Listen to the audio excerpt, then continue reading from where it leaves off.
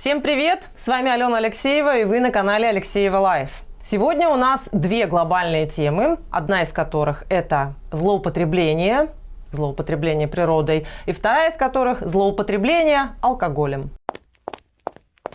Ну и начнем, пожалуй, блог про злоупотребление природой с экологической катастрофы, которая произошла не так давно на побережье Камчатки от мыса Налычева до Авачинской бухты. Там произошел разлив какого-то непонятного вещества. Почему непонятно? Потому что до сих пор непонятно, что это такое, какая причина этой катастрофы. Версий, порядка 3-5 точно есть. И как обычно происходит в нашей стране, сначала очень длительное время замалчивали, вдруг как-то само рассосется, там как-то там само собой решится, да. А потом, когда люди уже стали открыто жаловаться на самочувствие, на какие-то определенные симптомы, и когда стали в сети появляться страшные фото и видео того, как животные погибают и их выбрасывает волной на берег, вот тогда-то все и зашевелились. Ну и, конечно, этот вопрос очень активно осветил Юрий Дудь, к которому обратились персонажи одного из его выпусков про Камчатку. Ну и, конечно, это было достаточно суровое испытание для нового губернатора Камчатского края,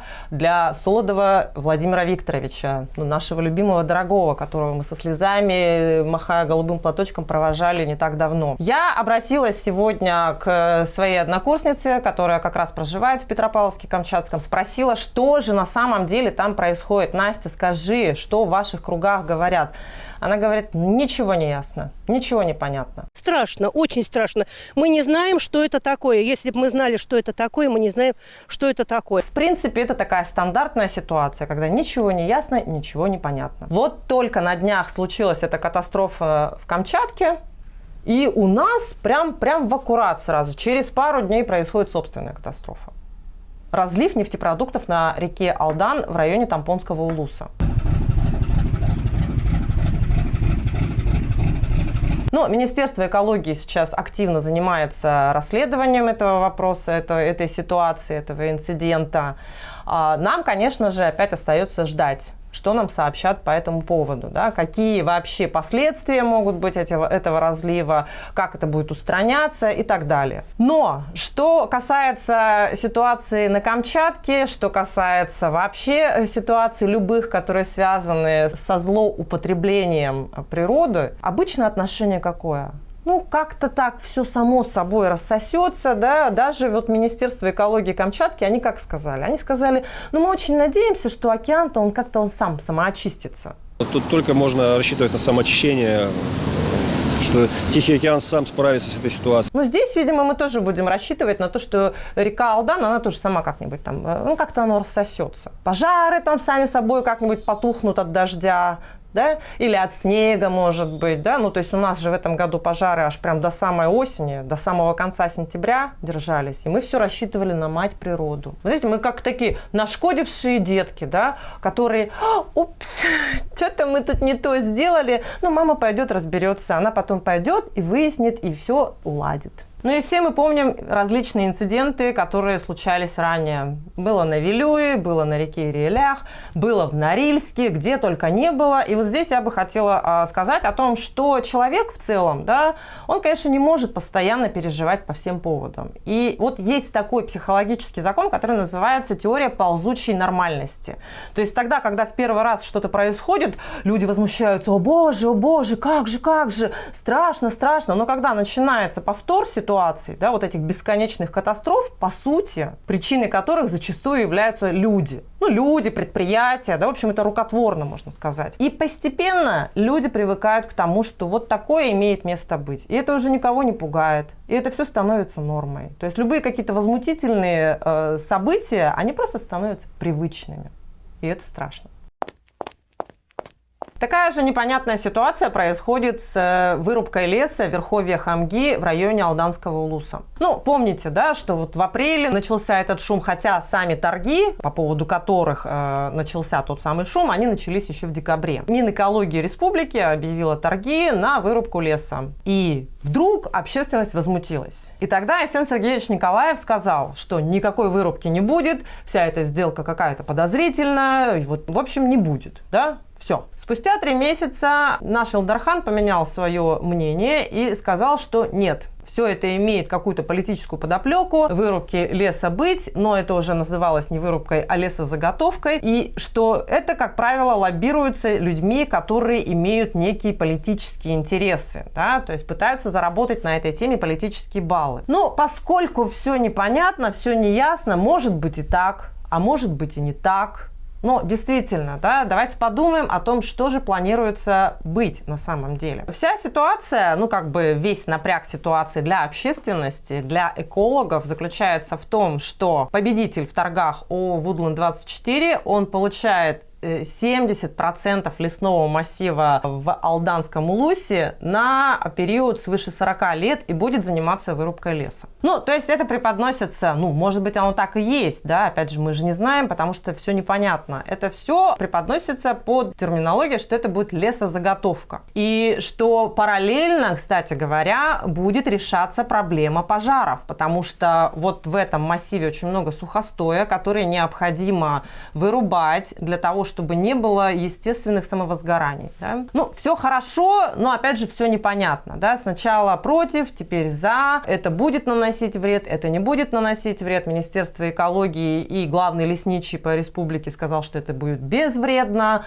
Опять же, экологи, специалисты другие говорят, что это наоборот очень вредно, потому что меняется ландшафт, потому что меняется поверхность земли. Это все, соответственно, влияет и на флору, и на фауну реки. Это влияет на вообще иссыхаемость реки, то есть, условно говоря, она через какое-то время вообще может высохнуть и исчезнуть. Ну, то есть вопрос такой очень спорный. И вся сложность заключается в том, что никто точно со стопроцентной гарантией не может сказать, каким будет результат. И в связи с этим общественник Афанасий Алексеев решил организовать сбор подписей против данной вырубки леса. И те, кто считает, что данное мероприятие нанесет серьезный, непоправимый урон нашей природе, а тут, понимаете, здесь можно только интуитивно, да, ну, на основе, конечно, каких-то данных, но, тем не менее, больше сердцем, наверное, прочувствовать эту ситуацию. Достанется ли здоровая, чистая экология нашим детям, внукам через 40 лет? Или мы ее вот сейчас уже безнадежно потеряем? Это абсолютно ваш выбор, это абсолютно ваше мнение, ваше право. Если вы считаете, что тем не менее природе Якутии будет нанесен существенный урон, вы можете подписаться против данной вырубки. Вся информация касательно того, где, как вы это можете сделать, она будет внизу в описании. Ну и такая небольшая ремарка, знаете, касательно того, что этот вопрос политизируется. Я бы вот спросила, тесты на ковид – это не политизировано? Помните, у нас буквально недавно, да, перед выборами депутатов в Гордуму проводили вот массовое тестирование в Центральном округе. То есть вот это не политика, а вот эта акция прекрасная, замечательная, она продолжается или все-таки эксперимент не удался? Или, в принципе, никто и не планировал его проводить и продолжать, просто ну надо было в политических целях? Ну и вторая тема злоупотребление алкоголем. Эта тема, она не менее животрепещущая, не менее болезненная, чем экологические катастрофы.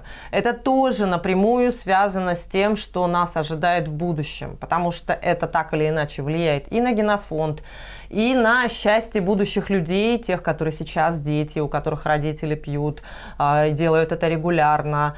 Ну, в общем, вот такого рода вопросы я буквально вчера подняла у себя в Инстаграм в посте, где описывала, знаете, такой запрос нередкий, который звучит от клиентов, когда они записываются, допустим, на консультацию или в ходе консультации спрашивают, а как сделать так, чтобы муж, брат, сын, там, жена, мать и так далее перестали пить? И мне все время хочется сказать, никак, вы ничего не сделаете. Вот эту вот корону с головы, да, корону всемогущества, что вы можете каким-то образом повлиять, что вы можете прочитать какую-то лекцию о вреде, или что вы можете застыдить человека, это в принципе все бездейственно. Вот эту корону можно снимать и выбрасывать. И сейчас я расскажу, почему это бесполезно. Здесь, конечно, очень много проблем. Здесь прямо очень много проблем, и я не планирую в рамках этого выпуска решать вообще всю проблему алкоголизации или алкоголизма, или реализации алкоголя и так далее. Да? Это все отдельные аспекты. Реализация уж тем более, она как бы такая тема, которую невозможно в одночасье взять и решить. Кто-то говорит запретить. Я считаю, что это не рабочая мера, потому что если запрещать алкоголь, это будет расцвет бутлегерства. Расцвет бутлегерства, это сами понимаем, что это ухудшение качества. У этого товара все-таки есть такое понятие, как качество. Качественный алкоголь и некачественный алкоголь. Да? Если это будет ухудшение качества и плюс по высокой цене, это, соответственно, повышенные расходы и ухудшение здоровья населения. Потому что люди пили, пьют и будут пить. Вот так это не решается. Я хочу затронуть аспект, когда люди считают, что они могут вытащить из вот этой трясины, из этого болота своего близкого человека. И тут нужно помнить, что если вы не нарколог, не психолог, не психиатр и так далее, то маловероятно у вас это получится. Потому что традиционно, как поступают люди, пытаясь вытащить из лап зеленого змея своего близкого человека, они что делают? Они начинают взывать к совести, к ответственности. У тебя же дети, подумай о своей семье, а там вот у тебя работа, а там то-то, то-то. Это не работает. Потому что если человек пьет, он пытается заткнуть какую-то дыру внутри. Он пытается решить какую-то внутреннюю проблему, которую он, в принципе, не определяет. Он просто чувствует, что есть какая-то проблема, и вот таким образом он ее решает. Да? Потом, естественно, втягивается и превращается в алкоголика. Или он пытается просто получить очень легкий гормон счастья. Без утруждения. Да? Проще же пойти купить водку, выпить и чувствовать себя на какое-то время счастливым. И все, и человек попадает в эту западню, а близкие страдают, близкие переживают, и они начинают метаться, винить себя или еще что-то, стыдить человека, а человеку может быть и так стыдно, и на самом деле это не работает. Чем больше стыдно, тем больше он пьет, и вот такой вот замкнутый круг получается. И в посте я написала о том, что вот нужно на самом деле отдать эту ответственность самому человеку. Вот этому взрослому дядьке. Хочет он пить, пускай пьет. Вот создайте условия, чтобы он просто подумал о том вообще, зачем ему это нужно и что он из этого получает. И тут возникли вопросы, какие я еще условия должна ему создавать. И речь-то не об условиях из разряда создайте ему комфорт, уют, тепло, приготовьте ему вкусную еду, поднесите ему стаканчик водки. Речь не об этом. Речь о том, чтобы создать такие обстоятельства, в рамках которых он начнет думать, а зачем он это делает? А нужно ли ему? И может быть расставание на какой-то определенный период, или вот прям конкретная угроза, что я уйду от тебя, или вот прям конкретный уход, это и будет тем самым условием, в которых человек начнет задумываться. Но если человек решит, что да и прекрасно, да и вали, да я тут сам буду отдыхать и вообще ни о чем не думать, и продолжать пьянствовать. И ладно. Это его выбор. Сколько можно нянчиться со взрослыми дядьками? Я считаю, что это бред полный. Да, у них какая-то травма душевная. Да, может быть, в детстве что-то было не очень хорошо, было тяжело и так далее. Да? Или да, родители гиперопекали, все за него решали, все за него думали. В итоге вот он вырос, он не знает вообще, чем заниматься, куда приткнуться и думает, дай-ка я буду от нечего делать пить. Взрослый человек, сам определится, сам решит, вообще мешает ему это или помогает. Если ему это мешает, значит, он решит бросить. Если ему это помогает, Горбатова могила исправит. И вы знаете, большинство согласились. Очень много было историй в директ. Вот была одна подписчица, которая писала о том, что очень долгое время она, прям была алкоголиком. Она говорит, лет до 30 я прям пила, потому что я все время это видела в семье. У меня отец беспробудно пил, он от этого умер. И я думала, у меня гены такие, поэтому я буду пить. То есть оправдывала себя генами. В итоге в один прекрасный момент она просто поняла, что все, хватит, я больше так не хочу. У меня есть интересы, у меня есть какие-то свои увлечения, у меня есть в жизни какие-то цели, какие-то задачи, я буду к ним идти. И она говорит, все, как отрезала. То есть человек уже долгое время не пьет. И при этом параллельно она пыталась своих друзей, знакомых вытащить из этой самой трясины, но не получается. Пока человек сам внутри не решит, что ему это нужно, он не будет этого делать. И я считаю, что не следует тратить свою энергию на то, чтобы пытаться решать проблемы взрослого человека за него. Это не помогает, это еще больше усугубляет эту ситуацию. Плюс ко всему человек может, знаете, вот бывает такое, допустим, муж пил в семье беспробудно.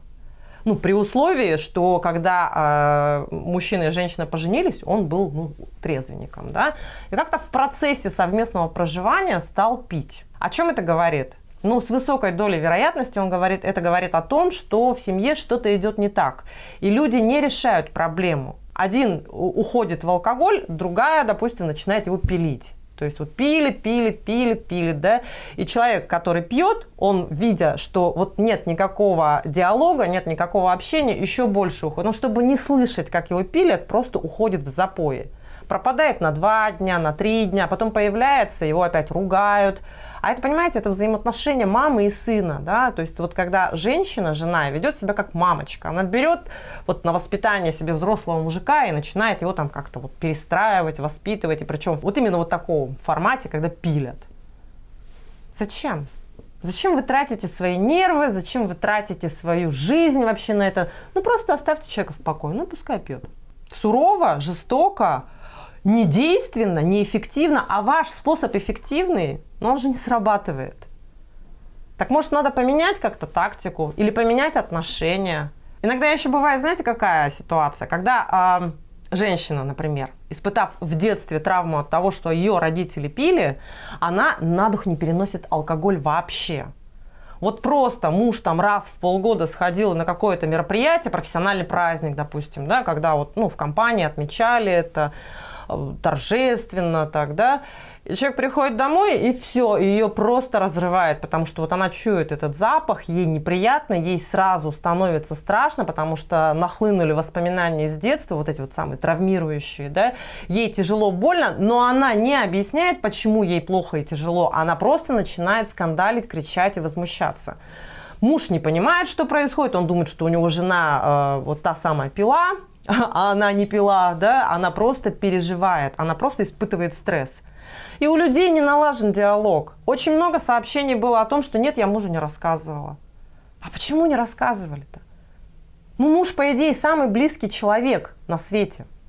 Вот, он с вами каждый день рядом. Почему нельзя довериться и рассказать, что для меня вот эта ситуация травмирующая? Я испытываю боль, я испытываю страдания, я испытываю переживания. Мне это неприятно именно с точки зрения я. Не ты алкоголик, не ты виноват, а я, мне плохо.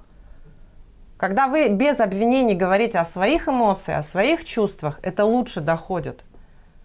И были также сообщения от женщин о том, что вот они именно так когда-то поступили, и их мужья их поняли. Но если ваш муж такая бесчувственная сволочь, которая даже после вот такого откровения будет продолжать пить, ну делайте выводы. Тема обширная, тема очень-очень непростая, и она, конечно, и деликатная с одной стороны, с другой стороны все знают, что это одна из ключевых проблем в нашем обществе, да? Мы можем ее продолжить еще не раз и рассмотреть под другим углом. На сегодня это все. Вы знаете, что делать. Подписывайтесь, ставьте лайки, комментируйте и обязательно нажмите на колокольчик, чтобы при выходе каждого нового выпуска вы получали уведомления. А с вами была я, Алена Алексеева. Меня смотрят думающие люди.